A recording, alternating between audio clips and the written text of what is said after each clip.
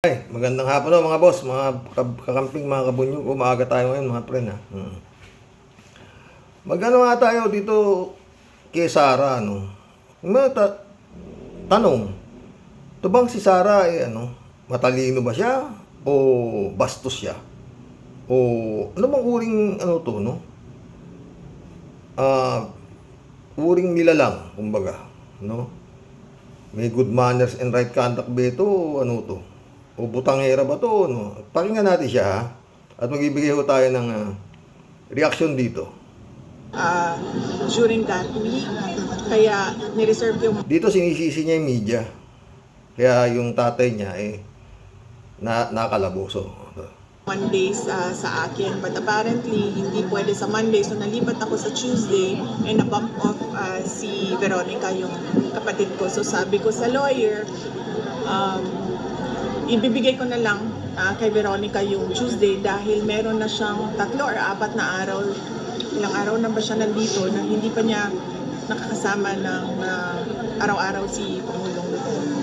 So, kailan po malilipat yung second Wednesday na lang? Hindi ko pa po alam, ma'am, dahil ang mga abogado lang din po yung nakikipag-usap pa sa loob para ayusin yung schedule. Ang ginagawa lang po namin ay nagsasubmit kami, pinag-uusapan namin ni Veronica kung ano yung mga araw at sino-sino. Kasi meron ding mga araw na kaming dalawa yung papasok, wala yung nanay ni Veronica.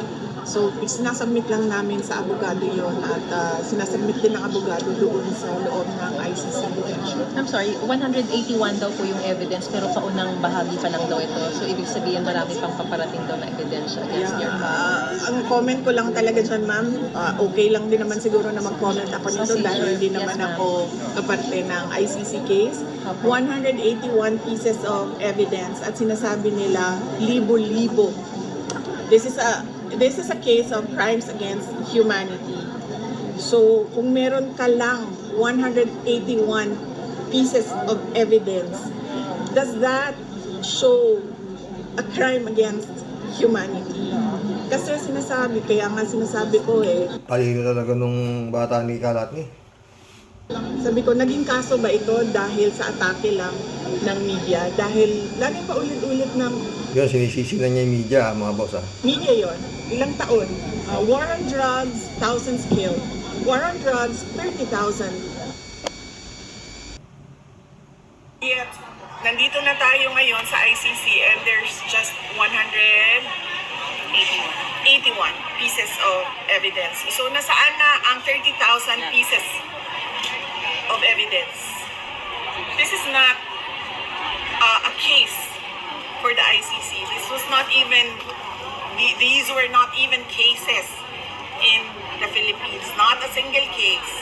So, parang ang pakiramdam ko, naging kaso siya dahil sa portrayal ng media sa war on drugs. And that was just the title noong trabaho ng gobyerno na buksain ang illegal na droga sa loob ng kanyang bayan. Parang hindi siya makatarungan sa 80 years old na tao. Ma'am, so ang sinisisi ko, but the ICC is also saying that even one death is already enough to constitute crimes against humanity. Of course not. No, ang sinabi po ma'am ng human rights group na pinamumunuan po ni Attorney Conti is that it doesn't have to be 30,000 but they have to prove that it's systematic and it's organized. Yun po yung sabi sa press conference kagabi. Yes, but you have to prove that there were 30,000 victims. Yeah. So how can you prove systematic killing of 30,000 victims if you do not have the names of 30,000 victims? So, really, truly, wala naman kaming magawa sa media, pero nakikita ko talaga sa lahat ng articles, war on drugs, killing thousands, and yet we have 181 pieces of evidence, and we don't even have 50 victims. This is 43 counts of murder, not even 50. So So where is the system there of killing thousands? No, you don't. No, sorry. Bobo yung abogado nila. Ma'am, last na lang from my end. You have so much Tama na yan. Yun lang ako gusto kong marinig ninyo mga friend. Gaano kagaling si Sara Duterte, akalat ni? Ba't kumukuha ka pa Sara ng mga abogado? Ikaw na lang ang magtanggol sa tatay mo. Bobo naman pala yung mga abogado ng ICC, di ba? Bobo. Yung sinasabi mo na sa media, na where is the 30,000? They don't have the names. Ang masasabi ko ay bobo yung abogado nila. Mantakin mo mga boss. Nagpakadalubhasa yan, mga International Criminal Court lawyers. Sasabihan lang ng isang napakatalinong anak ni Digong na bobo. Kayo, mga abogado, putik yan. Ang tagal niyong nag-aral para maging dalubhasa kayo dyan sa International Criminal Court at hindi basta-basta nakakapasok ang isang abogado dyan, di ba mga Attorney Conti? Pero para kay Duterte, kayo ay mga bobo. At siya ang matalino. Kaya bakit umuupa ka pa ng mga ibang abogado? Ba't kulang? Ikaw na lang pagtanggol mo tatay mo, di ba? Tsaka yung tatay nito, dapat sana yung tatay nito, hindi na siya sasagot. Hindi ako nagpapailalim sa ng mga puti. Ganun. Di ba? Doon lang ako sa mga Pilipino, sa Pilipinas lang ako. Dinala niyo ako rito, illegal. Ganun sana, Digong. Tapos, hindi yung, my name is Rick Jowa Duterte. Dapat dyan, sa bagay, si Sara Duterte, hanggang dyan matapang siya. Di ba mga friend? Talagang, anyway, tayo na lang natin kung hanggang sa talagang tapang nito. Pero wag sana, no? Pero pag yan, nasama ito sa warrant of arrest ng International Criminal Court, malamang, pag ito dinampot sa airport, malamang sa alamang, kakasato mga friend. Mag-ano to? Nakita nyo naman, pag nagalit to, nananapak ng sheriff to. General Torre, baka masapakan ito. Ganito, hindi humalabo nakasama to Kasi dididiin nga ho siya ni Las Cañas, di ba? Na siya ang nanay ng tukhang. Hindi siya believe doon sa sistema ni Duterte, nung tatay niya, na pinabaril. Ang sabi niya raw kay Las Cañas, mas mabuti pa, dukutin nyo na lang para missing lang. Hindi kagaya nung panahon ng tatay niya, nagkalat daw yung mga pinagpapatay, nagkalat di ba? Yun. Ayaw ni Sara yun. Mas maganda, dukutin na lang at ilibing. Ayun. Ito, kila Mutabato yan, kila Las Cañas, di ba mga boss? Throwback ko tayo konti, mga friend. Dito kay Idol Christian Isguera, ha? Basta yun lang. Yun ang tanong. Si Sara ba, matalino? Bastos? O bobo rin? Diyan, mamimili ho kayo. Ano ang sagot niyo bukas, ha? O makapal ang mukha. Pag-usapan yung po nangyari sa House of Representatives sa pagdinig po ng House Committee on Appropriations dito po sa proposed 2 billion peso budget ng Office of the Vice President para po sa susunod na taon. Ibig sabihin, yan... Ano ho to? 7 months ago ito At meron ho itong 318,000 views kay Idol Christian Isguera. Basta saludo ako si Idol. po yung total amount na hinihingi ng Vice President na ibigay sa kanya ng Kongreso, meaning natin, na mga nagbabayad po ng buwis. Yan po yung gusto niyang gastahin para sa di umano iba't ibang mga proyekto at mga programa para sa 2025. Karaniwan po, lahat po dapat na mga ahensya ng gobyerno na humihingi po ng budget sa ating po mga taxpayers. Haharap po yan sa Committee on Appropriations muna at diyan po sa mga senador po, no, sa Finance Committee basically, para po ipaliwanag kung saan po nila dadalhin yung hinihingi po nilang pondo. At normal po na itanong sa kanila, saan nyo ba dinala yung pondo na ibinigay po sa inyo nung nakaraan? Okay, lalagay po natin sa konteksto yan. Trabaho po ng mga kongresista, whether you like them or not, bilang representative o kinatawan po natin mga mamamayan dyan po sa Kongreso, na busisiin yung pong proposed budget ng iba't ibang mga ahensya.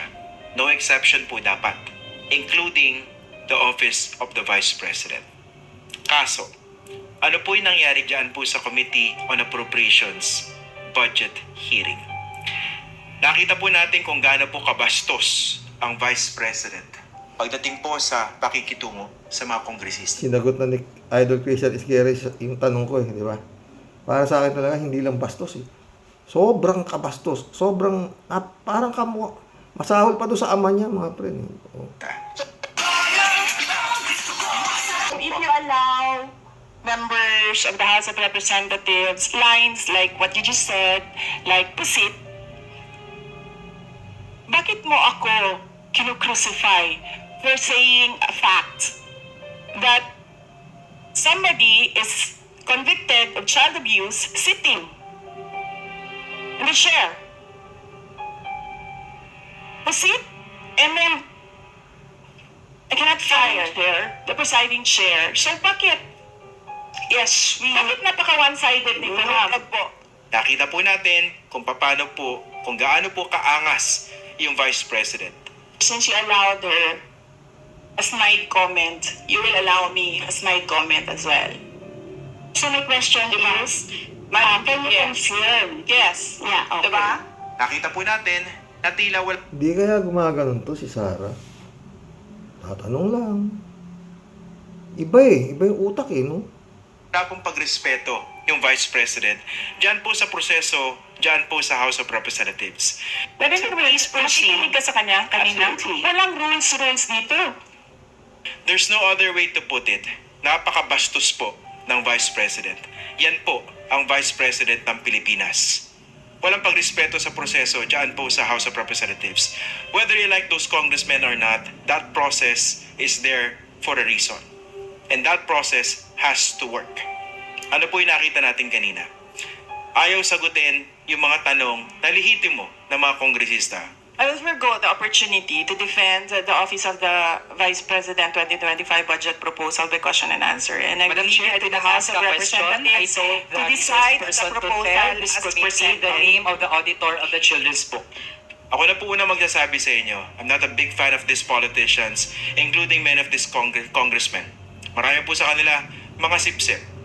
Marami po sa kanila yung desisyon o paninindigan sa iba't ibang mga issue, depende po kung ano po yung ihip ng hangin sa politika. Meaning kung sino po yung nakaupo sa Malacanang. Yung mga dating sipsip ng panahon ng Duterte administration, ngayon naman sipsip sa Marcos administration. Kaso, kahit ganun po yung realidad sa ating politika, dapat po silipin natin mabuti. Lehitimo po ba yung mga itinatanong ng mga kongresista? Padating po dito sa budget ng Vice President na hinihingi, na hindi po maliit na bagay Bawat Pilipino po magko-contribute dyan. Dahil lahat po tayo, miski wala pong trabaho, miski hindi po nagbabayad ng income tax, lahat po tayo nagbabayad ng buwis. At tutustusan po natin yung Grabe mga friend? Anong uring nilalang yan? Ha? Ay, nako. Eto mga friend.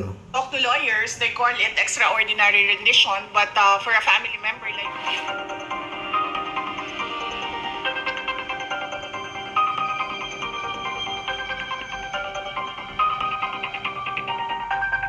It's been a year since former Filipino Senator Antonio Trillanes IV made waves by revealing that Vice President Sara Duterte might be included in the International Criminal Court investigation into the Philippine drug war.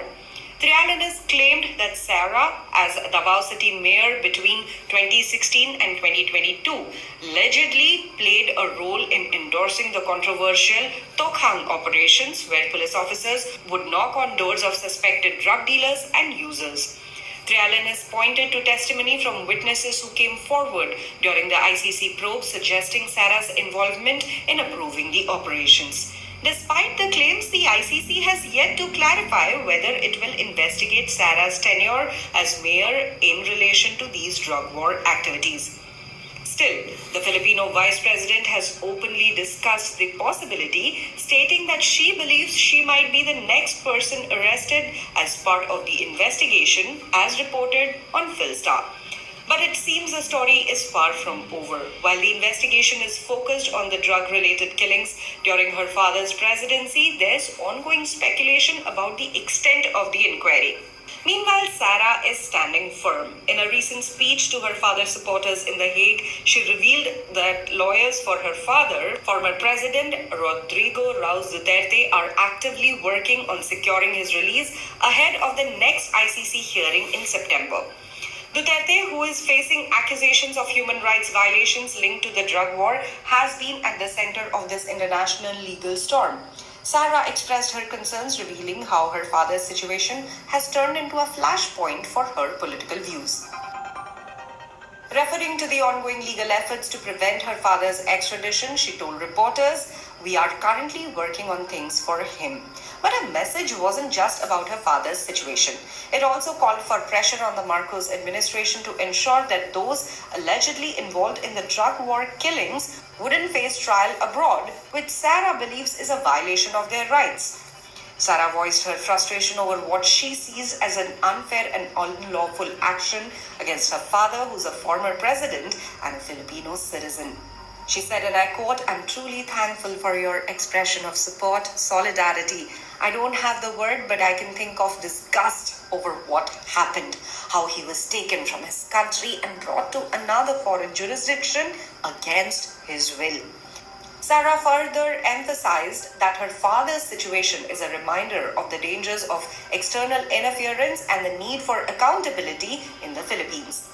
The Filipino vice president continued to warn of further arrests in connection to the drug war. She said, "I heard, and I don't know if it's true, that there are other arrest warrants coming out for other accused in the case." Though her statement remains speculative, it adds to the growing tension surrounding the investigation. At the heart of ICC's investigation are allegations of extrajudicial killings, and according to their official documents, at least 9 individuals have been tagged as co-perpetrators in the drug war killings. While their names remain redacted, one person of particular interest is former Philippine National Police Chief and current Filipino Senator Ronald De La Rosa, who has been referred to as the chief architect of the drug war. His role, as well as those of other high-ranking officials, will likely continue to be scrutinized in the coming months. So, yun nga mga boss, di ba? Medyo may kutob din si Sarah na, eto, bakit ka magkakaroon ng kutob na baka kakasama kung wala kang kasalanan? Di sana ni kutob, wala. Pero may kutob siya eh, o di ba? Na baka isa rin siya sa aarestuhin. O, di ba? Yun lang yun. Eh, pag may kutob ka, merong kumbaga sa merong usok merong apoy, di ba? Tsaka tinuturo siya ni Senator Trillanes ng mga testigo, di ba? Kaya malamang sana sumama ka na lang maayos. Ako, mahihirapan si General Torre rito, mga boss. Sasapakin siya nito. Nakita niyo binira ng binira yung sheriff, di ba? Anyway, mag-collab na tayo, mga friend. Pero sa totoo lang, mga boss, kung nanahimik na lang to si Duterte, hindi niya aabutin to eh. Totoo lang. Wala eh. Ayaw huminto eh. Hindi maintindihan kung ano-ano eh, di ba? Hindi naman siya inaano eh. Oh. May mautog kung ano-anong pinagagawa nila. Gusto lang, mag-aama sila, konsentidor tong tatay eh. O takot doon sa mga anak niya. Ha? Marcos resign. Puta na, para sila may mga ganyan eh, di ba? Na pamilya. Tama mo yung Sara Duterte? Bobo raw sila, Atty. Conti. Hindi lang si attorney, marami silang abogado eh. O, ang gagaling ng abogado, di ba? O, bobo. Para kay Sara, bobo. Magkulab na tayo. Si Sara, halat ni, bata mo, matalino.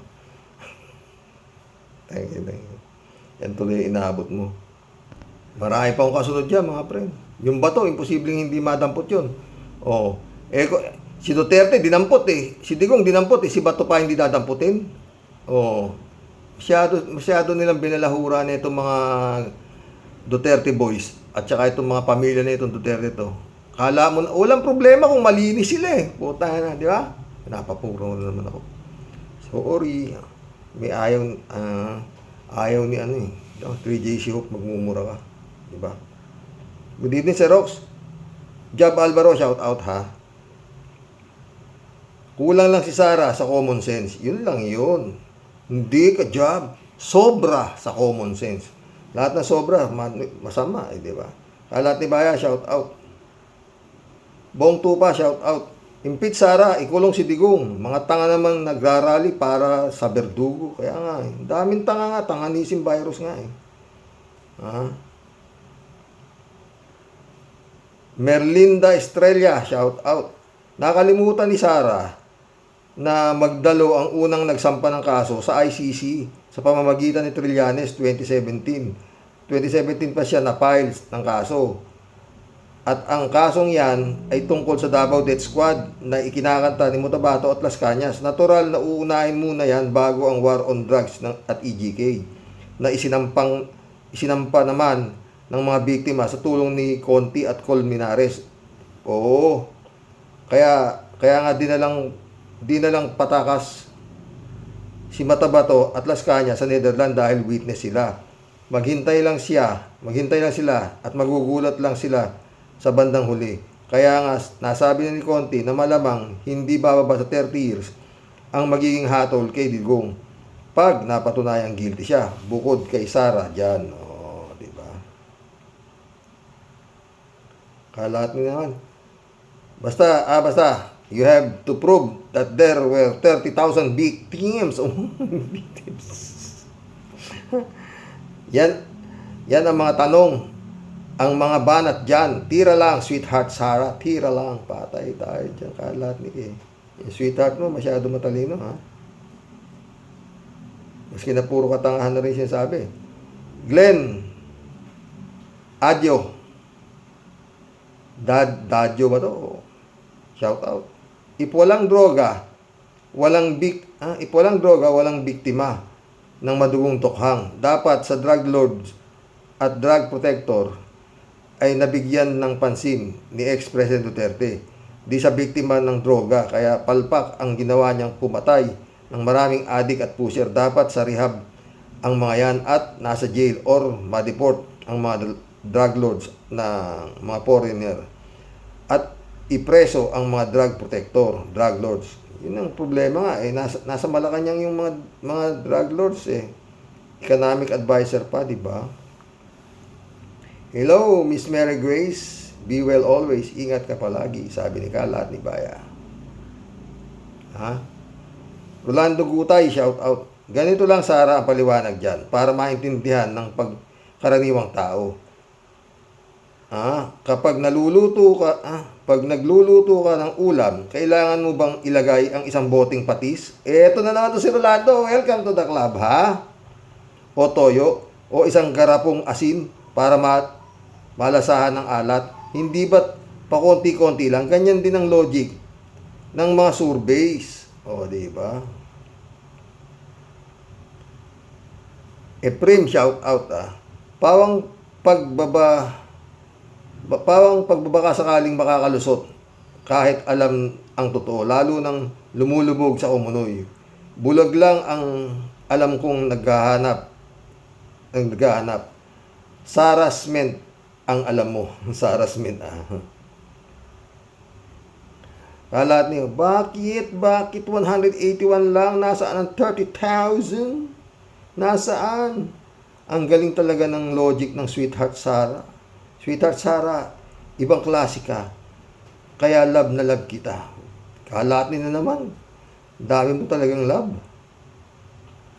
David Alin Mendoza, shout out, Good evening po, Karox at sa mga ka-warriors. Isa lang po ang masasabi ko kay Sara Jing Potpot at manghihiram lang po ako ng madalas sabihin ni Gadon na Bobo! Fans ka ba ni Gadon, David? Kalahati na naman, matatalino. Sa mga matatalino nating mga OFW dyan sa Qatar, banat tayo ulit. Duterte, Duterte, bring home, bring home. Mga hibang. Kaya nga ang mga may ganun primo, malaking aral ito sa lipunan at nakakadagdag sa katalinuhan ng sambayanan. Maging ng buong mundo, God always guide us, di ba? Pero kung talaga sa mga pre kung hindi binastos itong mag-ama na at magpamilya na ito yung pamamalakad ni naggaling-galingan masyado o yan, iabot mo digong. Si Bongbong, pwede niyong buli-bulihin at ngingiti-ngiti lang yan. Yung mga nakapaligid sa kanya, andyan pa yung Enrile, nandyan yung Bersamin, nandyan yung lalong-lalo na yung dating bagong-bagong Attorney Claire Castro. Manahimik kayo, matutuluyan talaga kayo, ubos kayo. Karox, naisip ko lang po kung si Sara Mau ang nakaisip ng ganong ka-agrumento na pangalan ng 30K nakataong biktima ng EJK. Di po kaya agrumento din kay Koopman yun? At pinulot lang ni Sara. Kaya nga po siguro, di na nag-practice ng profesyon niya si Sara Mau. Ay siguradong talo na kaagad ang kliyente niya. Kasi po, kung ano-anong agrumento pala ang ilalabas mo kahit na walang kinalaman sa kaso. Di ba? Yan. Tingin ko talaga kay Sara, bagay ko, kaya hindi bumabagsak to dahil pinapasa na lang to dahil takot sa tatay niya yung mga profesor. David daw sa Karox, magtataka pa po ba tayo sa utak ng mga Duterte? Kita naman sa mga kandidato nila yan. Puro walang laman ng ulo, lalo na si Bato. Sayang ang laki ng ulo. Chupista Bunao, shout out. Good evening po kuya at sa mga ka-warriors. Hala, talaga lang ang talino mong yan. Nasopla ka tuloy. Sige pa mo, talino pa para ikulong ka na dyan. Hoy Sara, tulungan mo ang mga zombies mo doon sa Qatar. Ganon na lang ba yun? Di mo tutulungan yon? Mga DD-shit ng mga zombie. Eto naman si Ted. Shout out Ted. Nakulangan pa pala si Sara sa ebidensya. Gusto niya 30,000 ng ebidensya para siguradong mabulok ang tatay niya sa kulungan. Isa lang daw ang kasong mapatunayan na merong malawakang patayan na nangyari sa drug war kuno. Yari si Digong, rest in peace na siya sa kulungan, di ba? Ano kaya yan? Hindi ko alam daw. Pagpatay pa, ibabalik ba sa Pilipinas yan o doon na rin lilibing sa daig? Joke yan. Sabi ko sa'yo, Digong mag-hunger strike ka na. Huwag ka nang makikooperate dyan. Sabi mo, hindi ka cooperate. Payo yan, walang bayad dyan, Digong. Tumuntakin mo sa September pa, puta yan, tagal nun, Digong. Napamura na naman tuloy ako. Sorry, 3J Hope. Tagal yun. Mag-hunger strike ka lang. Ang kumain, di ba? Yun ang gawin mo. Payo yan, libre. Diba? Huwag ka maligo. Yan ka lang sa kama, higa ka lang dyan. Ba? Asa palagi niya? Tama ba yung payo ko, mga ka-warriors? Ginawa ni Ninoy. Total, pinukumpara ka rin lang nung anak mo kay Ninoy. Di gawin mo. Joke yan, Karox. Di kaya bet ka ni... Ano to? Karox, di kaya bet ka si Baba ni Diggs?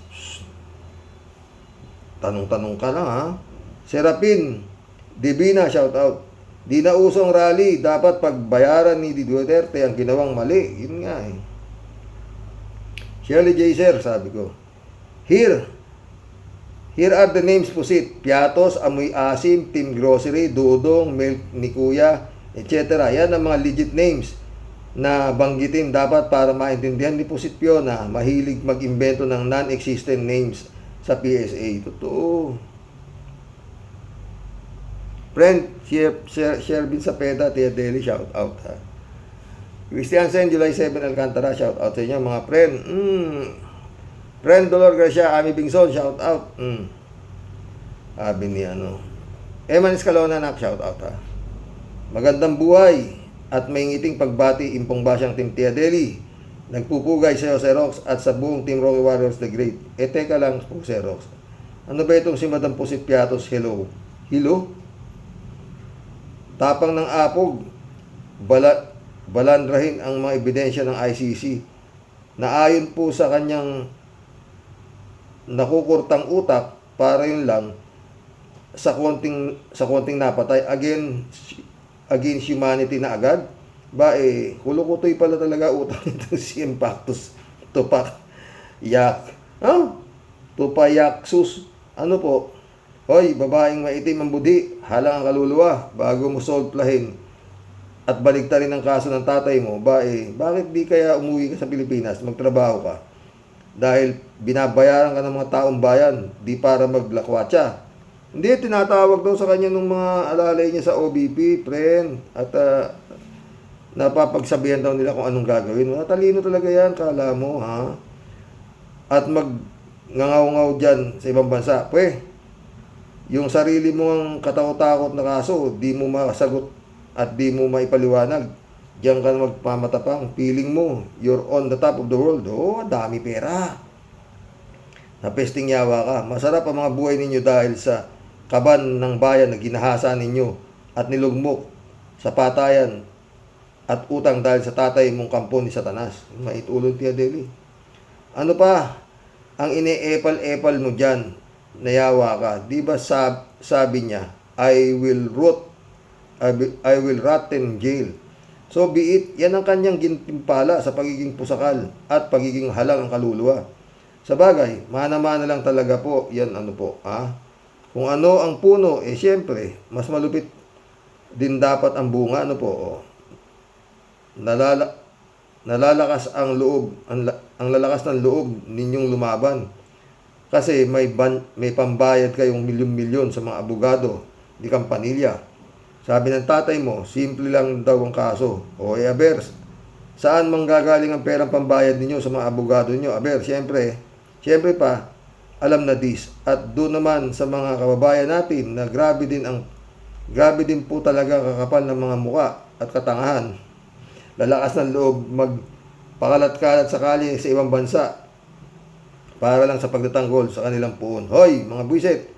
Manong kayo magsiinom ng Combantrin sa mga yawa kayo para yung sa mga bulati ninyo sa utak makurta.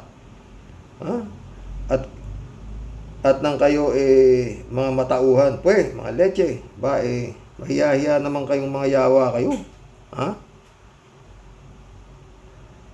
Bigyan nyo naman ng kahihiyan ng bansa ninyo at ibang mga kababayan ninyo na may mga matitinong utak at pag-iisip na nagtatrabaho din sa ibang bansa na mga leche kayo. Hoy, nasa ibang bansa ho si Tia Deli Mag-umpisa na kayong magsanay, mga ungas na inutil. Ang inyong ingkong hanggang doon na lang, okay? Sa litrato nyo na lang siya makikita, umurong na ang kanyang lubot. Kasama ang kanyang angas at tapang. Diba? Wow na wow. Dapat sa inyo pagbuhul-buhulin at silaban para ang mga kaluluwa ninyo magsitahimik na. Nakakahiya kayo mga buwisit, kinam, itulog Tia Deli. Ay nako, alam nyo mga boss, yan ang payo ko sa iyo, digong. Mag-hunger strike ka. Gaya mo si Minoy. Doon ka rin lang kinukumpare. Di ba? Tanga-tanga nyo rin kasi. Kung hindi nyo na lang, nahimik ka na lang, hindi ka sana nandyan. Di ba? Tanggin-tanggi si Bongbong, hindi kami makikooperate. Winalang mo na winalang di anong gagawin? Presidente ko, binababoy nyo ng pamilya mo ako. Ayan, pumunta risk kayo, tapos kayo ngayon. Jose De Leon, shout out. Nakakatawa ang BP ng Pinas. Pinili lamang ang 181 na ebidensya ang ilalahad nila sa ICC sapagat ito yung mabibigat. Bakit di na lang niya hintayin yung magsasalita ang sa mga ginawa ng tatay niya? Matalino nga ako si Ted, Sabi daw ni Hani Leche, tao lang daw sila at may Diyos kami. Pero ang Diyos daw nila, Hani Leche, ay Hani Leche. Ay yung namumukpok ng naghahablot na cellphone. Kaya dasal na lang daw ang pag-asa para makapukpok pa siya ulit ng pulis. Yun ang pagkakaintindi ko. Baka naman mali ang tanong ni Maharlika sa interview kay Hani Leche. Hani Leche, panoorin ko kaya ulit. Yun nga sana itatopic ko eh. Kaya lang, mas naano ako dito kay Sara Dutain ito eh. Akalain mo, International Court na mga attorney, puta, ang gagaling. Bobo para kay Sara, puta. Elizabeth Scario, good morning, Sir Rox. Ang kapal ng mukha ni Sara na to, akala mo matalino siya. At yung mga supporter niya, tingin niya, ang 181 na ebidensya na ipresenta ng ICC ay mahina daw. Yun nga may. Di naman kailangan ng ganyang karaming ebidensya. Ako bilang ordinaryong tao, alam ko yan. Ang mga ebidensya ay sinasubmit doon yung malalakas lang ang systematic. Hay, abogado ba talaga yan si Sara na yan? Ang katwiran niya, asan daw yung pangalan 30,000 na pinatay ng tatay niya. Alam naman lahat yan. Alam naman lahat yan. Kaming mga may utak, alam yan. Na totoo yan. Di ba? Ito sa mga tanga, ewan ba? Elizabeth Iscario, Sir Rox, marami talagang tanga at mga bobo na Pinoy sa buong mundo. Kasi nga, ang akala nila, santo yang si Digong. At okay lang na pinagpapatay daw nito ang mga adik at pusher. Ang pinagtanggol daw ng killer na Digong, ang ordinaryong ang pinagtatanggol daw ng killer na Digong ang ordinaryong mamayan, dapat palang tanggalin na ang korte sa buong mundo kasi nga dapat patayin na lang ang mga kriminal. Ngayon, itong puon nyo na kriminal, huwag na pala siyang ikulong. Dapat pala patayin na lang siya at tapos agad. Yun! Tama, di ba? Yun ang dapat gawin, di ba? Ba't hinihiling pa yan? Patayin na lang yan. Total, patayin, kulang pa yung buhay niyan eh. Sa mga pepapatay niyan. Mga PI na yan, di ba?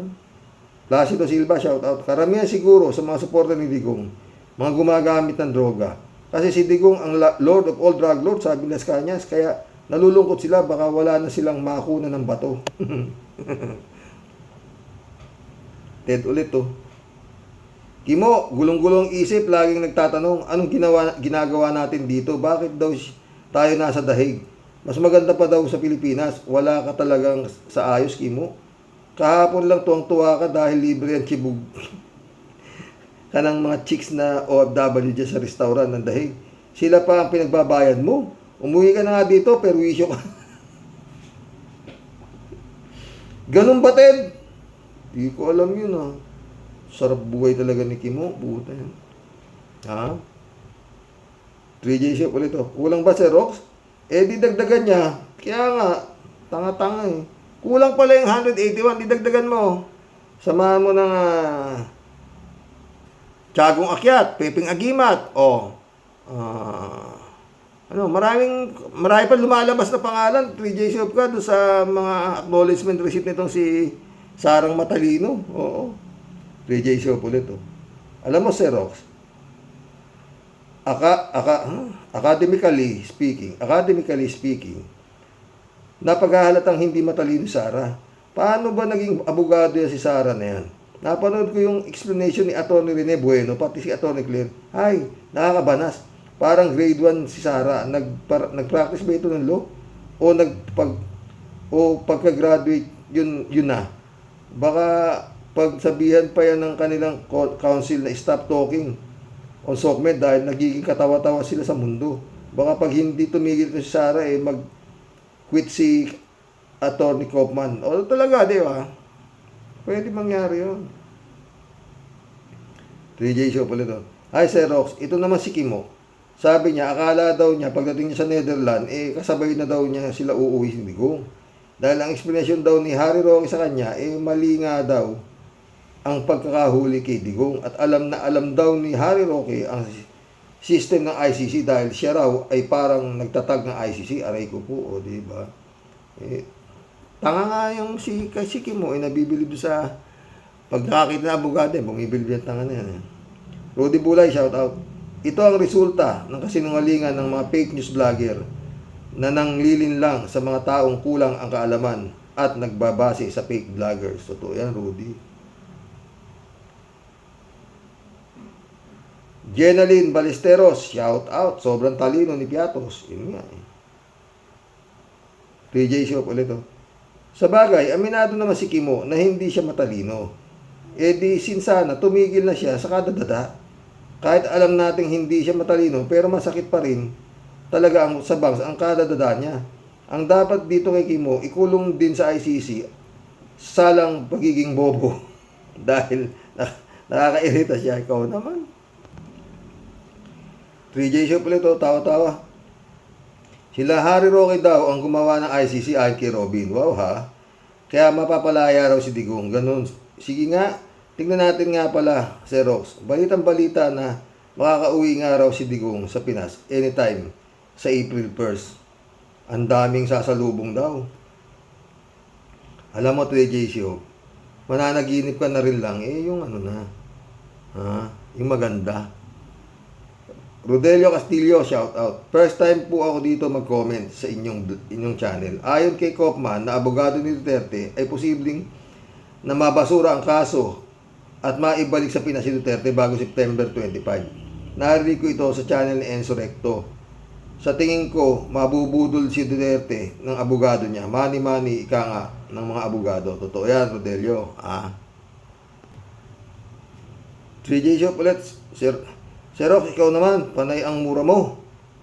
Huwag kang magmura sa vlog mo. Huwag mong idibdibin. Para din sa kasusugan mo. Hindi rin naman magandang marinig. Kasi ng mga kabataan. Well, opinion ko lang naman. Mas wholesome ang vlog mo kung walang mura. Peace tayo, Sir Rox. Hinalo eh. DJ, syempre, yung Makmak Mike Abi video ay talaga namang sunog na sunog si Kimo. Itong si Kimo at Sara, siguro mga pasang-awa lang ito sa high school. Kitang-kita ang kanilang mga banat, ang lalayo sa katotohanan at mga katwiran out of this world. Akalain mong naguguluhan pa si Kimo sa nangyayari kay Digong. Hindi niya maintindihan kung bakit daw siya nasa Netherlands. Aba, bakit nga ba andun? Magtrabaho siya bilang senador ng Pilipinas. Hindi na nga eh. Hindi niya nauunawaan ng nag-file si Trillanes at mga kamag-anak ng mga nabiktima si Digong sa war on drugs. Hay, bakit ba naging senador to? Isang pasakit sa Pilipinas. Ikaw eh. June 360, my friend, shout out ha. Hello, Manong Roque. Paki-shout out yung pinsang kong tamad magsimba dahil linggo lang daw ang pahinga niya. Shout out kung sino ka mang pinsan ni Pastor Jun Lagon na tamad magsimba ng linggo dahil sa yun lang ang pahinga mo. Ano pa? Pero pagdating kay Digong, umaga pa lang, gising na at nangunguna sa rally para kay Digong noong Biyernes sa San Francisco. Ganon! Oy! Kung sino ka man pinsan ni Pastor Jun Lagon, ha? Magsimba ka. Hindi lang linggo, araw-araw kang magsimba. At lumalala ang sakit mo, iho. Payo namin ni Friend Jun Lagon, ha? Malala. Ikaw ay napapasok ng espiritu ng Tanganisim virus, ha? Tuloy nga natin. Matalino siya, Manong Roque. Mataas ang nakuha niya sa PT board exam sa California. Matalino ka pala!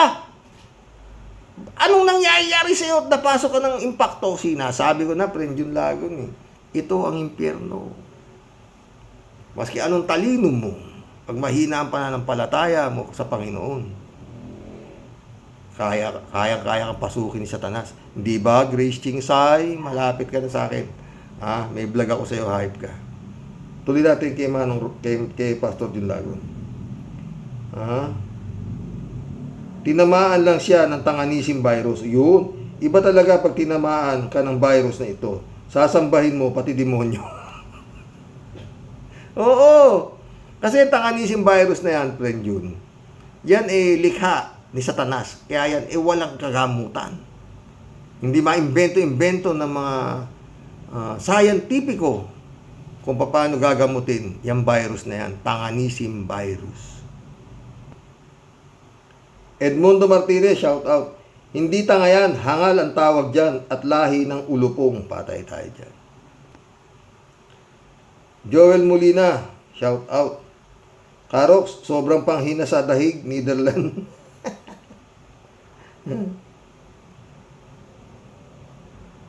Michelle Edwin, my friend, shout out, Mike. Jan Dimango, shout out. Librado Ludovico. Nakukulangan sa ebidensya. Anong ebidensya pang hinahanap nitong si Sara Tambalustay? In your dreams. In your dreams, Sara, ungas ka. Blessed morning, karaoke, and to all warriors watching from Edmonton, Alberta, Canada. God bless and stay safe and healthy. God bless, Librado. Ferdinand San Juan, shout out. Good evening po, Karox. Karox, sa mga pahayag ni sinasabi ni Sara sa mga ebidensya at abogado ng mga biktima ng EGK na bobo, ay mayahambing natin sa tubig sa lawa ng kapag tubig sa lawa ng kapag magalaw o maingay ay mababaw at kapag tahimik at kalmante ay malalim. Parang utak na puno ng kaalaman, tahimik, at utak na walang laman, maingay. God bless us all. Sinabi mo pa, Ferdinand, Oy, mission accomplished, mga friend. Hanggang bukas po muli. Nakaisang, alam niyo talagang, pag hindi ho ako nakakapag-vlog ng isang, kaya pa isa-isa lang tanda na tayo. At least nalilibang tayo, di ba mga friend? At nalilibang nyo rin ako. Salamat po. Oo. At dito ho tayo nilagay ni Lord. Kung kailan tayo tumanda, saka pa ako nag-vlog. Yun lang pasalamat ko sa iyo, Grace Chingsay. Magandang gabi po mga friend. God bless. Friend, Relly Asisio, shout out. Anak Aboy, shout out. Hanggang bukas po muli. God bless.